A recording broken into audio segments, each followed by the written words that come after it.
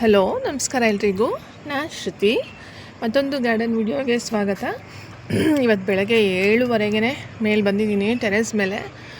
ತುಂಬ ಬಿಸಿಲು ಹೆಚ್ಚಾಗ್ಬಿಟ್ರೆ ಹೂನ ಕೀಳೋದು ಕಷ್ಟ ಮತ್ತು ಹೂ ಬಾಡೋಗುತ್ತೆ ಅಂತ, ತುಂಬ ಹೊತ್ತಿರಲ್ಲ ಅಂತ ತುಂಬ ಬೇಗನೆ ಬಂದೆ. ಬೆಳಕಿರಲಿಲ್ಲ, ಈಗ ವಿಡಿಯೋ ಮಾಡ್ತಾಯಿದ್ದೀನಿ. ಇಲ್ಲಿ ನೋಡ್ತಾ ಇರ್ಬೋದು ನೀವು. ಇದು ನಾನು ಹೇಳಿದ್ದೆ ಲಾಸ್ಟ್ ಟೈಮ್, ಒಂದು ಇದು ಬೇರೆ ವೆರೈಟಿ ಮಲ್ಲಿಗೆ ಅಂತ. ಸಾಮಾನ್ಯ ಎಲ್ಲರಿಗೂ ಗೊತ್ತಿರುತ್ತೆ ಈ ವೆರೈಟಿ. ಇದನ್ನು ಉದಯ ಮಲ್ಲಿಗೆ ಅಂತ ಕರೀತಾರಂತೆ. ಇದು ಬಿಡ್ತಾ ಇದೆ, ಇಲ್ಲಿ ನೋಡಿ ಮೊಗ್ಗೆಲ್ಲ ಆಗಿದೆ. ತುಂಬ ಮೊಗ್ಗಾಗಿದೆ ಮಲ್ಲಿಗೆಯಲ್ಲಿ, ಖುಷಿ ಆಗ್ತಾಯಿದೆ. ಮತ್ತು ಹೂವು ಸಿಗ್ತಾ ಇದೆ, ಇಲ್ಲಿ ನೋಡಿ ಹೂವು ಸಿಗ್ತಾ ಇದೆ. ಈಗ ಶುರುವಾಗಿದೆ. ಇದರಲ್ಲಿ ತುಂಬ ಮೊಗ್ಗಾಗಿದೆ. ಮತ್ತು ಈಗ ಸೂರ್ಯ ಬರ್ತಾ ಇದ್ದಾನೆ ನೋಡಿ, ಇಲ್ಲಿ ಈಗ ಕಾಣಿಸ್ತಾ ಇರ್ಬೋದು. ಬಿಸಿಲು ಜಾಸ್ತಿ ಆಗುತ್ತೆ ಇನ್ನೊಂದು ಅವರಲ್ಲೇ.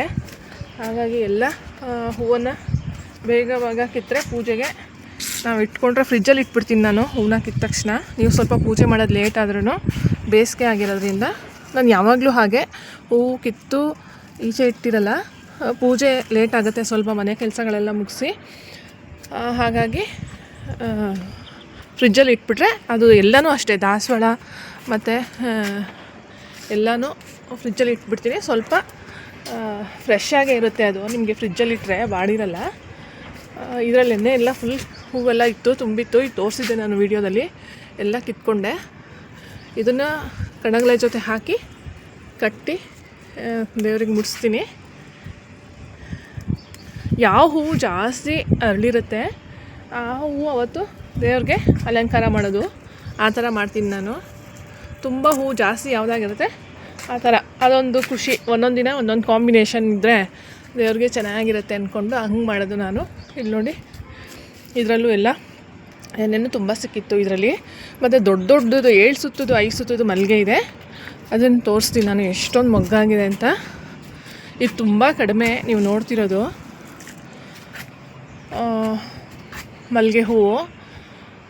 ಶುರುಲಿ ಆ ಗಿಡಗಳು ಹಾಕಿದಾಗ ಎಷ್ಟು 2 3 ಮಾರೆಲ್ಲ ಬಿಟ್ಟಿರೋ ಉದಾಹರಣೆ ಇದೆ. ಇದು ನೋಡಿ, ಒಂದು ವೆರಿಗೇಟೆಡ್ ಬೋಗನ್ವಿಲ್ಲ.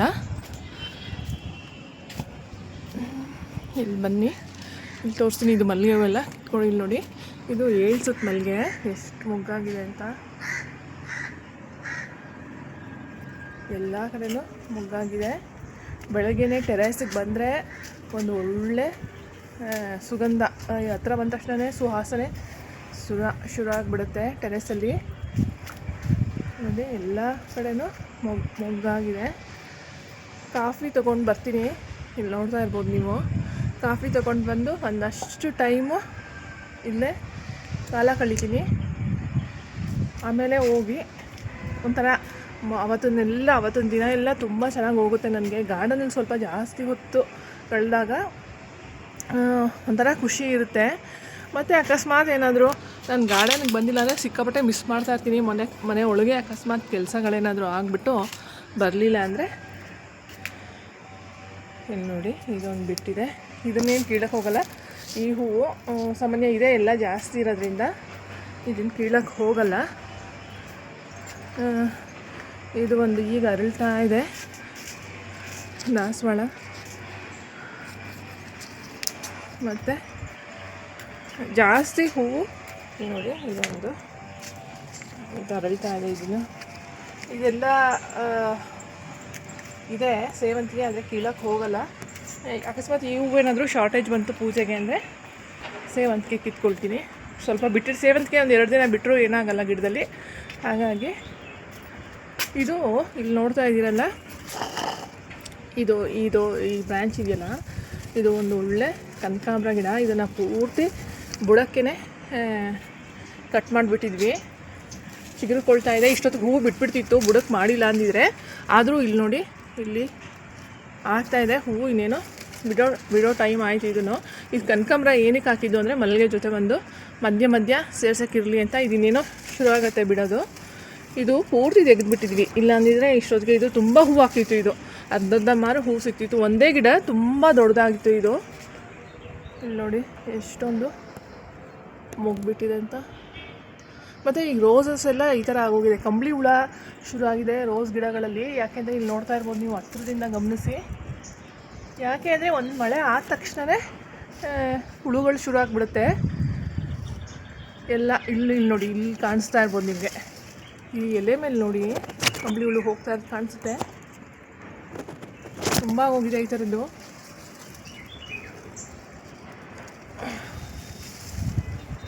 ಅದನ್ನು ತೆಗಿಬೇಕು, ಇಲ್ಲಾಂದರೆ ಬೇರೆದಕ್ಕೆಲ್ಲ ಸ್ಪ್ರೆಡ್ ಆಗಿಬಿಡುತ್ತದು.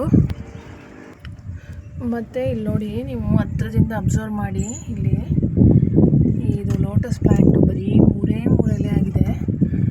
ಇಲ್ಲಿ ನೋಡ್ತಾ ಇರ್ಬೋದು, ಒಂದು ಮೊಗ್ಬಿಟ್ಟಿದೆ. ಇದು ತುಂಬ ದೊಡ್ಡ ಹೂವಾಗುತ್ತೆ. ಬರೀ 3 ಎಲೆಗೆ ಮೊಗ್ಗಾಗಿದೆ. ಇದು ಹತ್ರದಿಂದ ಕಾಣಿಸ್ತಿರ್ಬೋದು ನಿಮಗೆ. ಇದು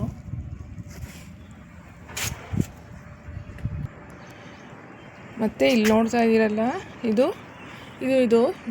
ಇದೊಂದು ನಾಟಿದು ಮೆಕ್ಸಿಕನ್ ಪಿಟೋನಿಯಾ ಅಂತ. ಇದು ತುಂಬ ಆಗಿಬಿಡುತ್ತೆ, ಕಳೆ ಥರ ಆಗಿಬಿಡುತ್ತೆ ಈ ಗಿಡ. ಬೀಜ ಉದ್ರಿ ಎಲ್ಲ ಕಡೆ ಆಗಿಬಿಡುತ್ತೆ. ಇದು ಕ್ಲೀನ್ ಮಾಡುವಾಗ ತೆಗೆದು ಮರೆತು ಬಿಟ್ಟಿದ್ದಾರೆ ಇದನ್ನು. ಇದು ಒಂದು ತೆಗಿಬೇಕು ಈ ಗಿಡ. ಖುಷಿಗೆ ಹಾಕ್ಕೊಳ್ಳೋದು. ಇದು ಯಾರಾದ್ರು ದೊಡ್ಡದು ಆಗಿ ಮನೆ ಮುಂದೆ ಜಾಗ ಗಾರ್ಡನ್ ಇದೆ ಅಂದರೆ ಬಾರ್ಡರ್ ಪ್ಲ್ಯಾಂಟ್ ಆಗಿ ಹಾಕ್ಕೊಳ್ಬೋದು. ತುಂಬ ಚೆನ್ನಾಗಿ ಕಾಣಿಸುತ್ತೆ ಇದು ಹೂವು. ಮತ್ತು ಬ್ಲೂ ಕಲರಿಂದ ತುಂಬ ಇರೋದ್ರಿಂದ ತುಂಬ ಅಟ್ರಾಕ್ಟಾಗೂ ಕಾಣಿಸುತ್ತೆ ಈ ಹೂವು. ಇನ್ನೊಂದು ಗಿಡ ತೋರಿಸ್ತೀನಿ ನೋಡಿ, ತುಂಬ ಇತ್ತು, ಎಲ್ಲ ಕಿತ್ತು ಹಾಕಿದ್ದೀವಿ. ಎಲ್ಲ ಕಡೆ ಚಿಕ್ಕ ಗಿಡಗಳಾಗುತ್ತೆ. ಇದು ಉದ್ರಿ ಬೀಜ ಉದ್ರಿ. ಇಲ್ಲಿ ನೋಡ್ತಾ ಇದ್ದೀರಾ, ಇದೆಲ್ಲ ಅದೇ ಪ್ಲ್ಯಾಂಟ್. ಇದೆಲ್ಲ ಅದೇ ಪ್ಲ್ಯಾಂಟು ನೋಡಿ. ಈ ಪ್ಲ್ಯಾಂಟೆಲ್ಲ ಅದೇ.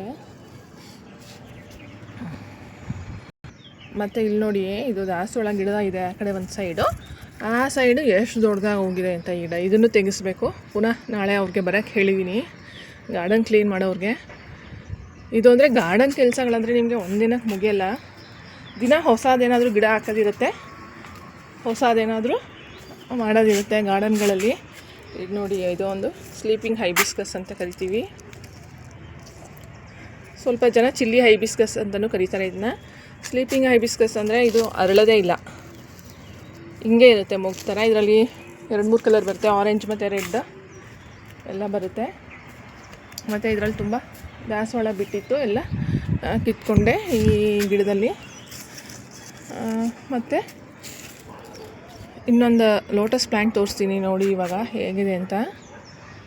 ಮತ್ತು ಇಲ್ಲಿ ನೋಡ್ತಾ ಇದ್ದೀರಾ, ಇದು ಒಂದು ಟೆಕ್ಸಾಸ್ ಸೇಜ್ ಅನ್ನೋ ಒಂದು ಪ್ಲ್ಯಾಂಟ್. ಇದು ತುಂಬ ಪ್ರೂನ್ ಮಾಡಿದ್ರೆ ತುಂಬ ಚೆನ್ನಾಗಾಗುತ್ತೆ. ನೋಡೋಕ್ಕೆ ಒಂದು ಚೆಂದ. ಇದು ಲೀಫೇ ಒಂಥರ ಬೇರೆ ಕಲರ್ ಇರುತ್ತೆ, ಹೂವೇ ಬೇರೆ ಕಲರ್ ಇರುತ್ತೆ, ಮಾಮೂಲಿ ಹಸಿರಿರಲ್ಲ ಎಲೆ. ತುಂಬ ಚೆನ್ನಾಗಿರುತ್ತೆ, ಬುಷಿಯಾಗುತ್ತೆ ಚೆನ್ನಾಗಿ ನೋಡ್ಕೊಂಡ್ರೆ ಈ ಗಿಡ.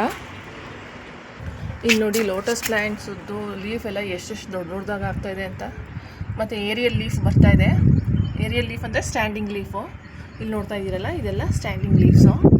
ಏರಿಯಲ್ ಲೀಫ್ ಬಂದ ತಕ್ಷಣವೇ ಮೊಗ್ಗುಗೆ ರೆಡಿಯಾಗಿದೆ ಅಂತ, ಮೊಗ್ಗು ಬರೋಕ್ಕೆ ಅದು ಶುರು ಆಗುತ್ತೆ ಇನ್ನೇನೋ ಅಂತ ಅರ್ಥ.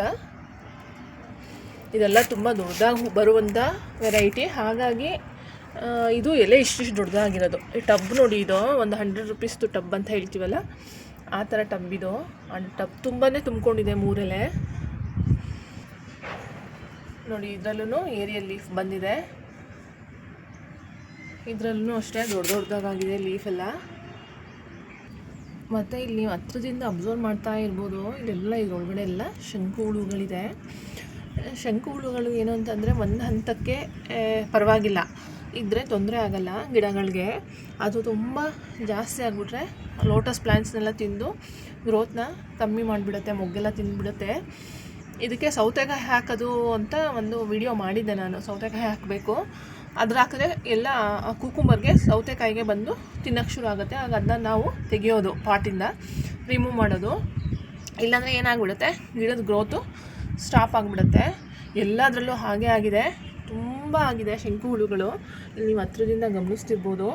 ಎಲ್ಲ ಪಾಟಲ್ಲೂ ನಾವು ಕೈಯಲ್ಲೇ ತೆಗೆಯೋದು ಅಂದರೆ ಒಂದು ಕಷ್ಟನೇ ಆಗುತ್ತೆ ಇದನ್ನು. ಮತ್ತು ಏನಾದರೂ ಕೆಮಿಕಲ್ ಸ್ಪ್ರೇ ಮಾಡೋಣ ಅಂತಂದರೆ ಗಿಡಗಳೆಲ್ಲ ಚೆನ್ನಾಗಿ ಗ್ರೋ ಆಗ್ತಾರೆ ಟೈಮಿಗೆ ಏನಾದರೂ ಡ್ಯಾಮೇಜ್ ಆಗ್ಬೋದು ಅನ್ನೋದು ಒಂದು ಭಯ ನನಗೆ. ಹಾಗಾಗಿ ನಾನು ಯಾವುದು ಸ್ಪ್ರೇ ಮಾಡ್ತಾಯಿಲ್ಲ. ಈಗ ಮೊಗ್ಗು ಬರುವ ಟೈಮು ಅಕಸ್ಮಾತ್ ನಾವು ಕೆಮಿಕಲ್ ಸ್ಪ್ರೇ ಮಾಡಿದಾಗ ಮೊಗ್ಗುಗಳು ಬಾಡ್ಬೋದು, ಎಲೆಗಳು ಬಾಡ್ಬೋದು. ಹಾಗಾಗಿ ಕೈಯಲ್ಲೇ ತೆಗಿಯೋಕ್ಕೆ ಪ್ರಯತ್ನ ಮಾಡ್ತಾಯಿದ್ದೀನಿ ದಿನ ಬಂದು. ಇದು ನೋಡಿ ಹಿಂಗೆ ಬಂಚಲ್ಲೆಲ್ಲ ಹೂವಾಗಿದೆ. ಇದು ಒಂದು ದೊಡ್ಡ ಮರನೇ ಆಗೋಗಿದೆ. ಇದನ್ನು ಪ್ರೂನ್ ಮಾಡಿಬಿಡ್ಬೇಕಿತ್ತು ನಾವು. ದೊಡ್ಡ ಮರ ಆಗಿದೆ, ಎಲ್ಲ ತುಂಬ ಹೂವಾಗಿದೆ ಬಂಚಲ್ಲೇ. ಯಾವುದೂ ಹೂವು ಸಿಕ್ಕಿಲ್ಲ ನನಗೆ ಅಂತಂದಾಗ ಇದನ್ನು ನಾನು ದೇವ್ರಿಗೆ ಮುಡಿಸ್ತೀನಿ. ಟೆರೆಸಲ್ಲಿ ಸ್ವಲ್ಪ ಕಮ್ಮಿ ಆಗೋಗಿದೆ ಹೂವು ಅಂದಾಗ. ಮತ್ತು ನೋಡಿ ಇಲ್ಲಿ ಡೇರಾ ಕಟ್ಟಿಂಗ್ ಎಲ್ಲ ಇದರಲ್ಲೇ ಬೆಳ್ಕೊಳ್ತಾ ಇದೆ. ಇದರಲ್ಲೇ ಹೂ ಬಿಡಲಿ ಅಂತ ಸುಮ್ಮನೆ ಇದ್ದೀನಿ. ಪಾಟ್ಗಳು ಜಾಸ್ತಿ ಆಗಿಬಿಟ್ಟಿದೆ ಟೆರೆಸ್ ಮೇಲೆ. ಮತ್ತು ಇದೊಂದು ಕಟ್ಟಿಂಗ್ ಹಾಕಿದ್ದೆ ಸೇವಂತಿಗೆ, ನೋಡಿ ಎಷ್ಟು ಚೆನ್ನಾಗಿ ಬಂದಿದೆ. ಇದೊಂದು ಒಳ್ಳೆ ವೆರೈಟಿ. ಇದು ವರ್ಷವೆಲ್ಲ ಹೂ ಬಿಡುತ್ತೆ ಈ ಸೇವಂತಿಗೆಯಲ್ಲಿ. ಹೀಗೆ ಇವತ್ತಿನ ಒಂದು ಗಾರ್ಡನ್ ಅಪ್ಡೇಟ್ ಕೊಡ್ತಾಯಿದ್ದೀನಿ. ಕಂಟಿನ್ಯೂಸ್ ಆಗಿ ಗಾರ್ಡನ್ ಕೆಲಸಗಳಿದ್ದೇ ಇರುತ್ತೆ.